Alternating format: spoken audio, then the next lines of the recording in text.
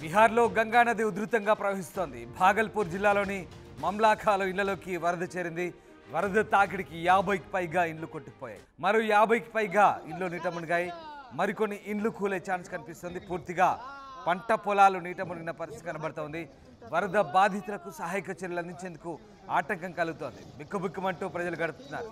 సహాయక చర్యల కోసం ఎదురు చూస్తున్న పరిస్థితి కనబడుతోంది.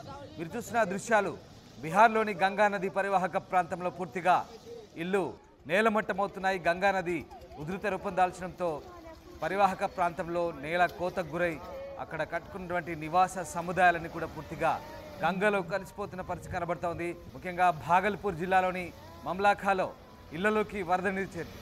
వరద తాకిడికి 50కి పైగా ఇండ్లు కొట్టుకుపోయాయి. మరొక 30కి పైగా ఇండ్లు నీళ్లలో మునిగాయి. మరికొన్ని ఇండ్లు కూడా కూలే ఛాన్స్ కనిపిస్తుంది. పూర్తిగా పంట పొలాలన్నీ నీట మునిగిన పరిస్థితి కనబడుతోంది.